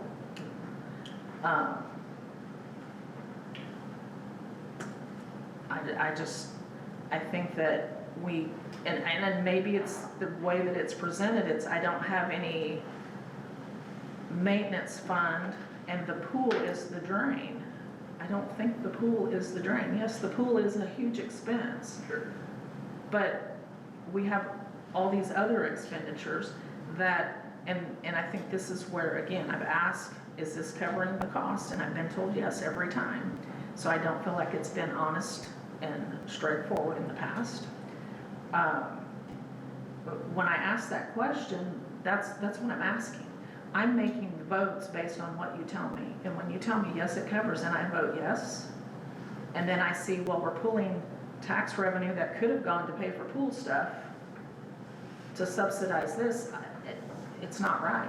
As a taxpaying citizen, that is not right. It just, again, I saw this in the financials 18 months ago. And I've been asking because I'm expected to make votes. And I know that the information being fed to me is not lining up with what I'm reading. I think some of that is a philosophical difference, which as Wes said, there is a quality of life element to it where, I understand completely what you're saying, where like little kickers or the Betty and Bobby Nelson Sports Town, one thing that they are able to take advantage of that we aren't able to take advantage of is people will pay more for a high quality experience. And we can't provide a high quality experience at the fees that we're charging. and we can't charge a higher fee because we can't provide a high quality experience. So we're cut in that middle ground where one of the things that I put in my capital improvements plan for the next 3 to 5 years or whatever is to fix the irrigation of the soccer so that I can maintain that piece of property better than the cow pasture, which would enhance the playing surfaces. You know, if you can play under lights, you're gonna pay more for that. If you can play on a baseball field that you're not gonna roll your ankle in, you're gonna pay more for that. We're caught in that kind of smaller scale.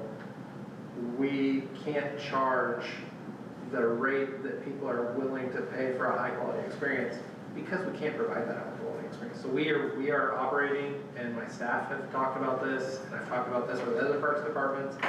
And when Betty and Bobby Allison reached out and said, hey, we want to do a partnership with you, we don't want to take your rec kids, we just want to help move them on to the next level when they're ready. I said, well, I'm happy to help you take my next level ready kids on, because all I can provide is a rec experience. I can provide a volunteer coach who's probably going to show up for 2/3 of the practices, and I can provide a t-shirt, and I can provide a picture, and I can provide a medal. Beyond that, what I can provide is an opportunity for your kid to get an introduction to the sport. I can't charge $80 or $90 for an introduction to the sport, because those kids are going to spend $80 and go get a Betty and Bobby Allison experience, or they're going to spend $70 and go get a Republic Parks and Rec experience. It's just not feasible for me to do that at a recovery level fee with the system that we have in place now. If we didn't have a debt load, you could. So let me put this in the board then. I mean, what does the board want to do? Just continue on the same path that we're on? Do you want to have, you know, a brainstorming session at some point, start making some decisive decisions and strategies? Or keep going along the path with the 10% reduction that Wes has mandated and see where we go? Because I'm certainly getting the feeling there's different thoughts and opinions about what needs to be done and when and how drastic. So is this something that we want to talk about at another point right now? Develop a plan? Because I don't like just kicking in the can down the road and 6 months from now we're having the same conversation. What are some of your thoughts? I would like to, since I'm new, I would like to continue to discuss it, especially because, I've been part of the parks for so long and have a love for it, and I think there is opportunities that can be changed and grow and still have a cut. I think there's ways to do it. Okay. Casey? I feel like we've had a lot of the same discussions over and over and over, but I'll be honest, I don't know what the solution is.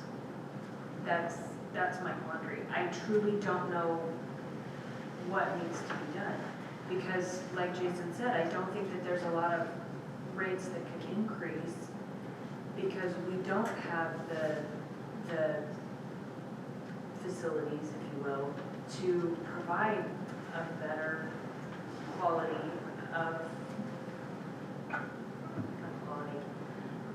a better experience when you look at what we have. We're priced at what we've got. So short of cutting a lot of things, and then that's gonna anger a lot of, because what we're going to end up doing is angering those who actually participate. So we're cutting off our knees to spite our legs there. David? Yeah, said it's the same conversation over and over.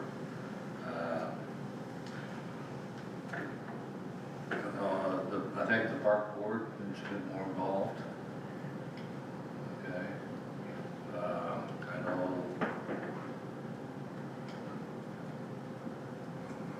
don't want to get involved with that, but, You don't need another assignment? Nomination? no, need to figure out something. Glad you told me what you got with the FIFA baseball, because I was gonna ask that.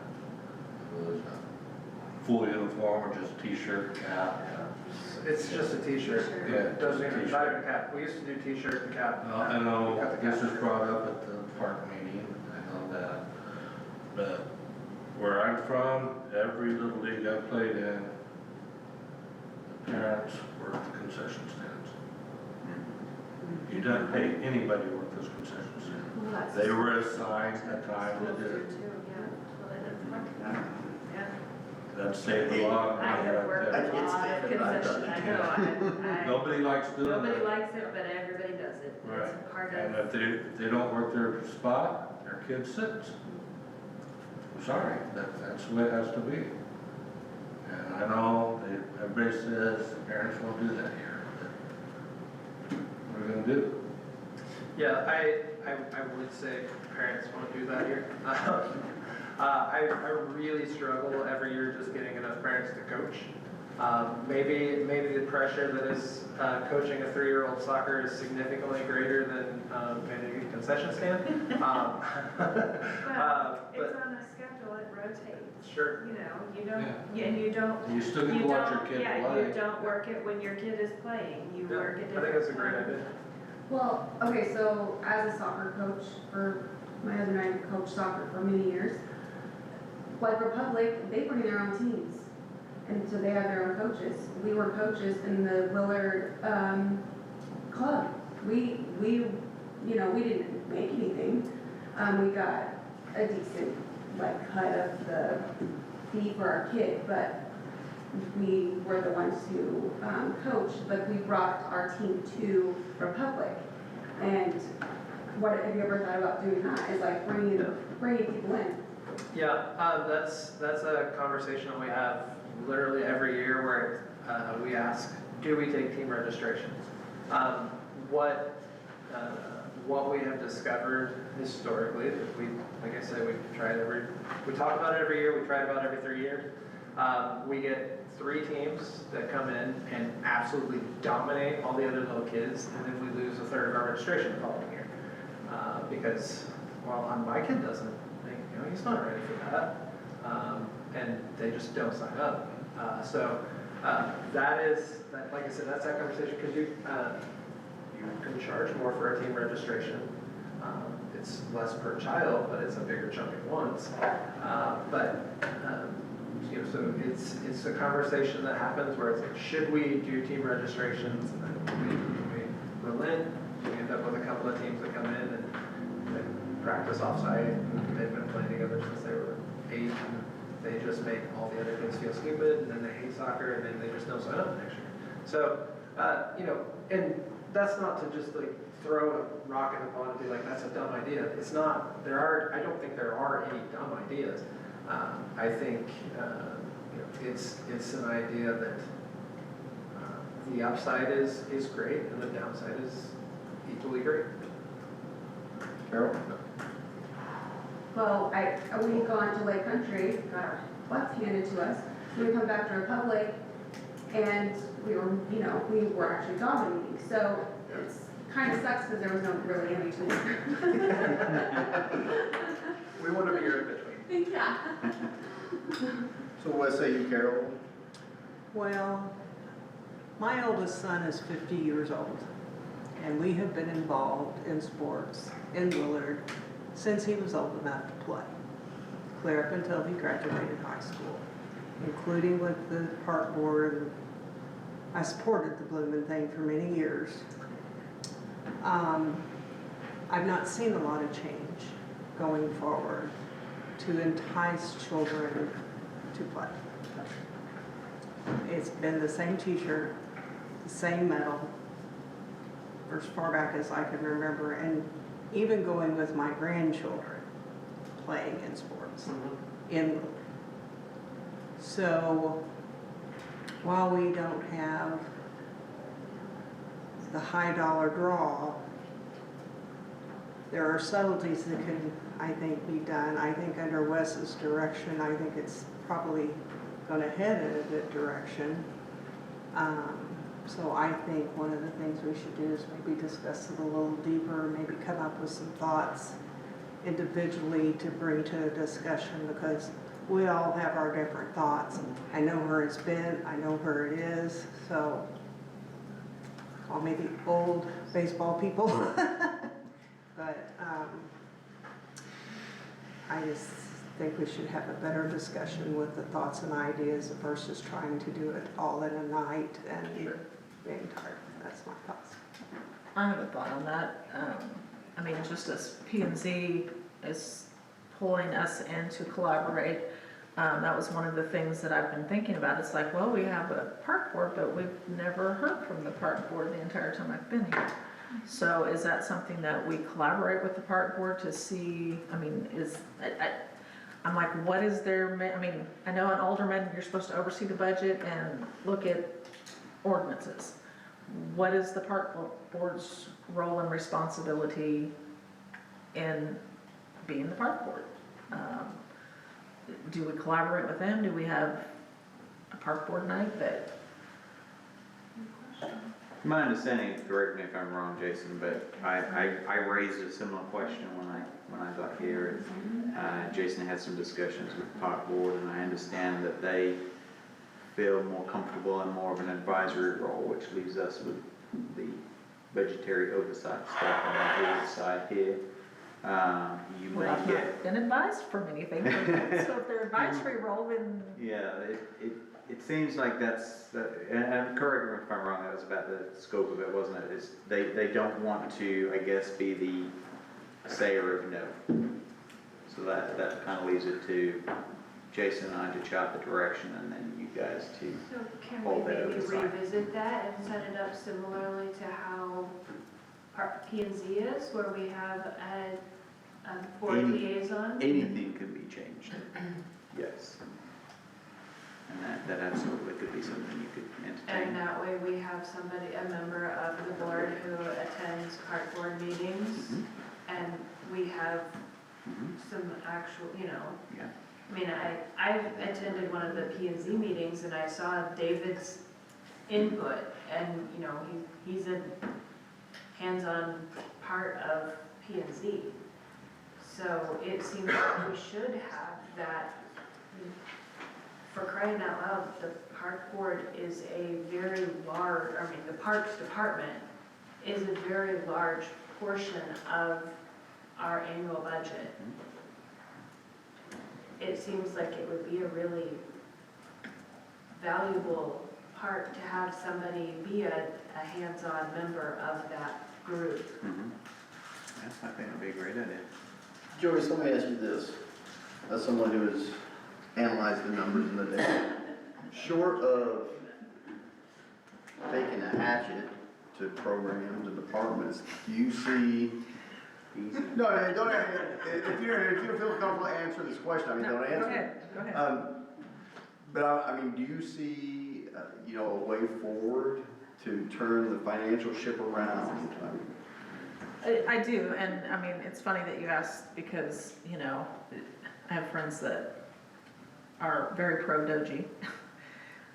I am very pro let's cut some things, but I think we need to evaluate what is it we cut before we cut it and then be like, oh, wait, let's change our mind. As Jason said, and we had asked when the whole daycare thing came up, it's not a lifelong program. Evaluate it at the end of the school year and we either cut it or we don't. Jason's already stated that we're cutting it. Good. All right. We look at the other programs. I'm sorry, sometimes if participation is, I don't know where you draw the line, but I think there will need to be some things cut that might not be popular, or, heck, we already know we do the water and sewer, we don't have to be popular. But there may have to be some choices made and programs cut so that, again, in the focus, we can't get out of the rec center. If we said, hey, we just want to close it, we have a COP on it, we can't. So we have to figure out what is it we can do with the rec center that again, I mean, if your senior citizens aren't swiping their card, make them swipe their card, because I know my husband said a lot of them don't.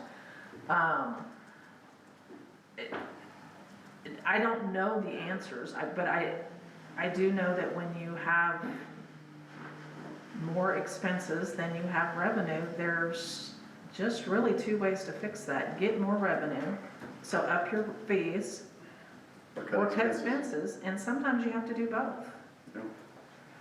I mean, if my budget ran like this at home, it wouldn't be nice. I don't have a big brother to go get a check a couple of times a year, and I mean, every time it gets presented that I've been in here, all of us, none of us, there's not been ever one time that people were like, woohoo, we're gonna transfer this to parks. We've all not liked it, but we had to do it.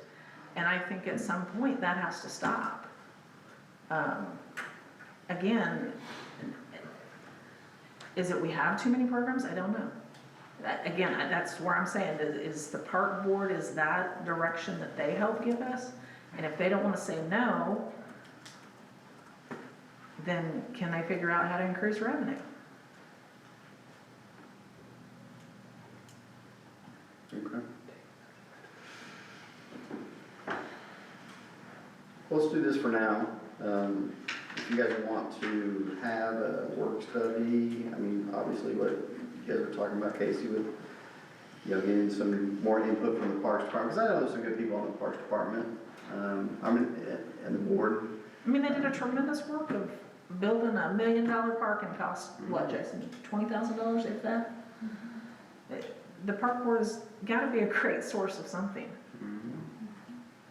Do they have a separate, the parks tax, property tax? It shows a tax coming in there, but I guess it's for capital improvement, not for parks specific. Percentage goes to parks. So let's just be thinking about that, put it kind of at the There is a forefront sales tax versus that goes to parks. far off into the future, and figure out what we're gonna do to game plan this and come up with a plan that's gonna hopefully work. So, sound good? All right. Jason, was there anything else? Did I cut you off? No, you didn't come down. All right, the next item, Special Event Volunteer Committee Charter. Yes, so this is part of our efforts to streamline the parks and reduce labor costs by having volunteers do our work. So this kind of came about, we worked with different volunteer committees in the past. The feedback that we received was, wish there was more structure, so we put together this charter that kind of gives some oversight on how that partnership works, what the partnering group can expect from the Parks Department leadership, and what the Parks Department leadership can expect from the partnering group. Really put some guardrails on, set some expectations early on, and really just kind of codify is not the right word, but really put into place an outline of direction. So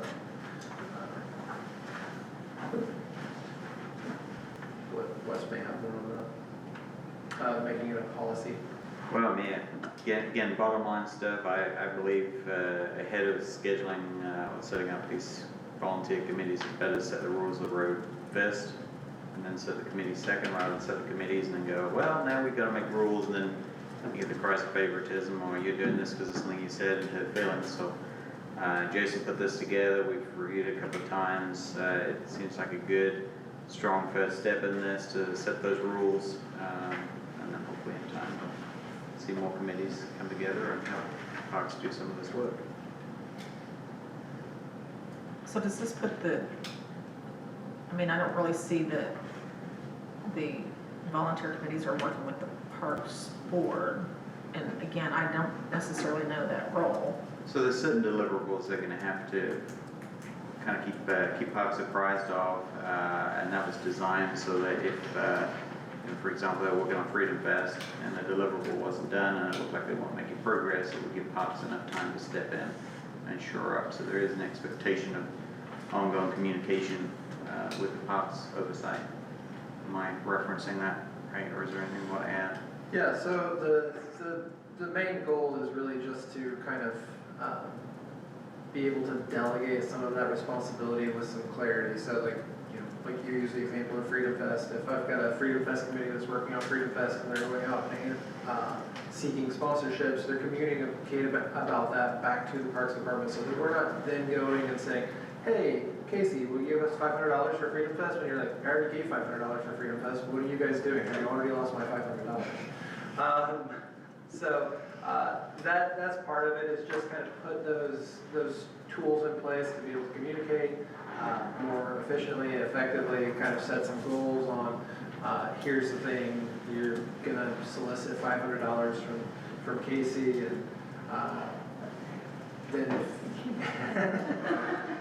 then if you're unable to do it, that gives us an opportunity to say, okay, well, you didn't meet your goal, so Rachel, we need $500 because Casey was unavailable.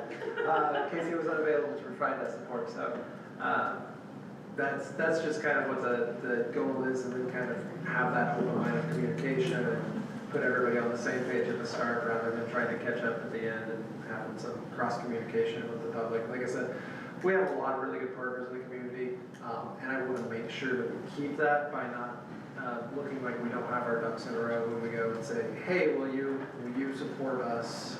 I'm already supporting you, don't you know that? So that's really the gist of this.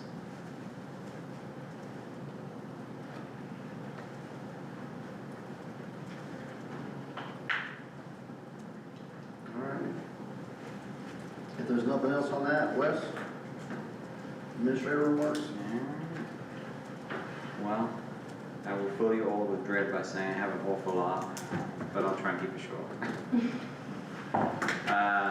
We've been in talks with the bank, or I've been in talks with the bank, spoke to a representative with Commerce. Currently, our reserve funds are just kept in the bank.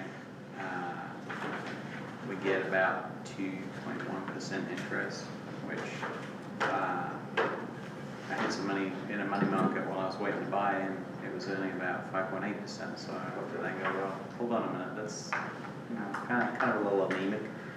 So the bank, apparently when you then ask, the bank goes, oh, we've got a guy for that. So there are certain rules and regulations and statutory requirements to investing a city's money, but basically guaranteed funds and all that good stuff. So you've got to get your money back.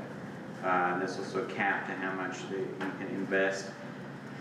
Speaking with Commerce, there's a way they can ladder our reserve funds so that they become available as we need them. So for example, if we have a need for $4 million for a water project, which is a nice tiny example, or a water and sewer project, they can invest the funds for say 3 months if we need them in October, so that the funds then deliver and land in the account right when we need them.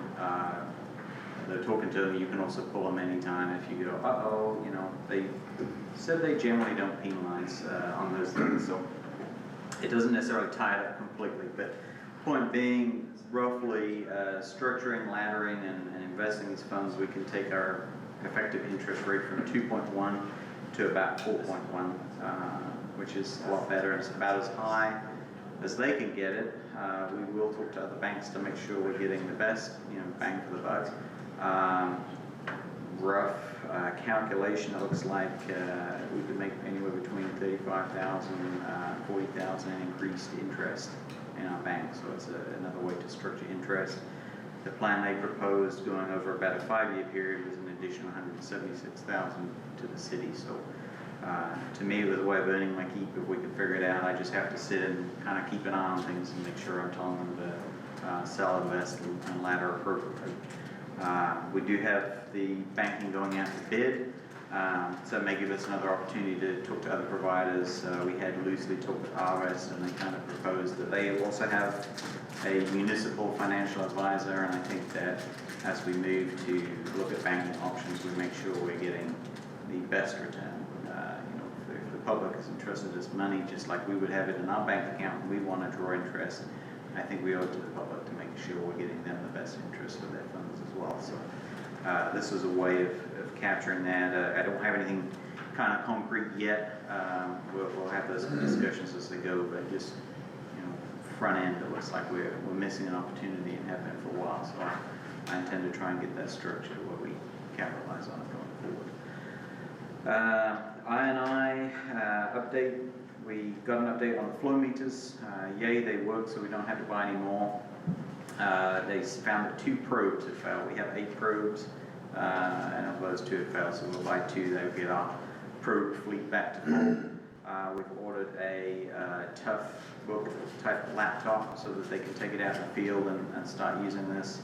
And the consultant that's been helping us get these flow meters up and running will help us get the proprietary software installed on the laptop. So we should get those fully back in service here soon. I'm anticipating they'll be here this week with the flow meters. And then shortly thereafter, Jeremy will have that laptop set up and we can reach back out to them and get help with the software. Another recent update on I&I, Public Works has identified a significant source down there, a D-lift station. It's overflowing in there, and we've got sump pumps to stop the tank, concrete tanks will float. So we've got some sump pumps in there. They've identified an opportunity to increase the drainage around there, upgrade the sump pump, which I think they've already done as of today, haven't they? They released contracting it, yeah. Okay. That should help keep some of that runoff from going into the tank right now, and the sumps are pumping into the tank, and then it goes to Springfield. So we want it to go to the storm drainage. So that's kind of what we're working on there. We've also possibly found another one we were discussing this morning, so we're making some efforts to get that resolved, and hopefully more updates on there. I've also, talking of finances, you'll see there's a finance scorecard. That's the most recent update of our financial scorecard on your desk. You'll notice on accounts aging, it looks like there's been a significant jump in accounts aging. That's just because I'm refining my understanding of how that system works, so I found more stuff. It also does include some of the current utility bills, because I ran the report today, and they're doing, agreements and shelves this week, so it also includes some of those that will be eligible for that might last day to pay. So is probably a little bit inflated with those numbers as well. I wanted to give you kind of a high-level overview. We've been approached by a developer who has an idea to develop a subject property north of town. It's been untouched and up for sale, I think, for a considerable period of time. There is an unusualness to the development as we understand it. Usually a developer will come in, they'll put in the infrastructure, they'll connect to our system, and life goes on. In this case, that property has a unique basin and unique flows, and we need a force main, which is usually rather expensive. So the developer is looking for ways for us to incentivize, and I've explained that basically our system has got just enough money for the capital improvements that we anticipate, not for incentives. So they've proposed a route where we might create a sewer improvement district and allow them to collect an impact fee on top of what we charge to repay their investment, and they will then carry that investment on behalf, in a roundabout way, of the city. Failing that, at some point, the way to get the north of town to develop is for us to put the investment in the infrastructure ourselves, which is another option, of course, and that's kind of where it stands now, is nothing's growing because nothing's there to connect to. So right now they've proposed that if we would waive the impact fees and allow them to build the infrastructure with us creating the sewer improvement district through ordinance, they would be interested in developing that property. So I wanted to kind of bring that to your attention. I don't have any formal information, however, kind of napkin math, which I know will disappoint you, but I think it's fairly accurate. It's fairly accurate. I would say it would net about $600,000 additional revenue to the city once it's fully completed. It also adds commercial to the city, which is something which people have been asking for. So that's just kind of a very, very high-level overview.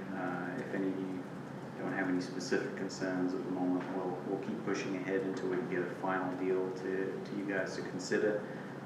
It would involve a resolution if we're going to waive impact fees, so it will be something you'd have to weigh in on to make that proceed.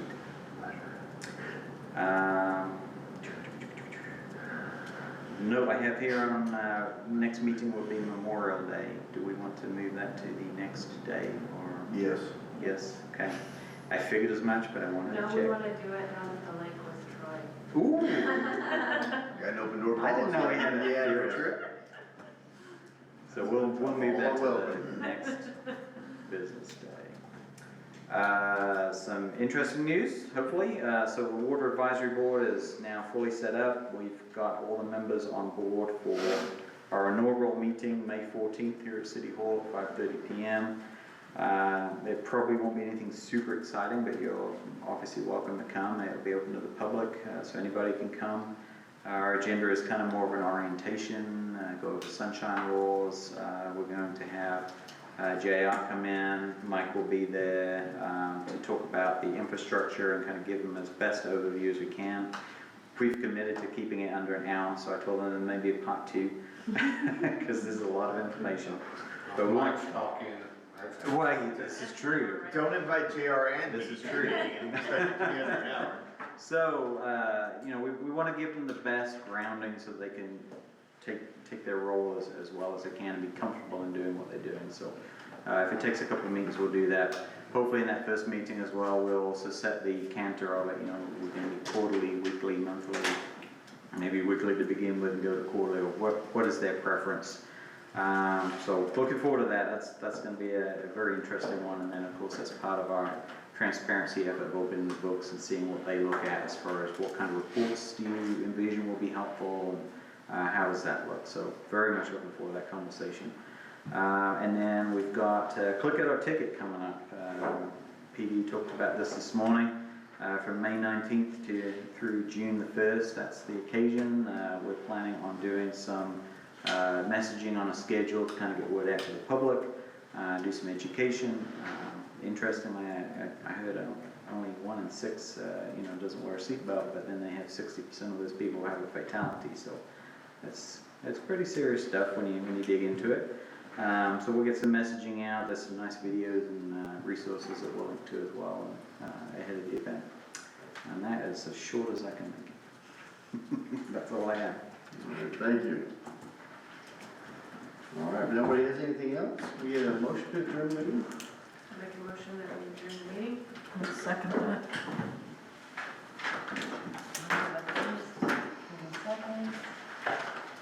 Alderman Bueller. Yes. Alderman King. Yes. Alderman Lancaster. Yes. Alderman Matheson. Yes.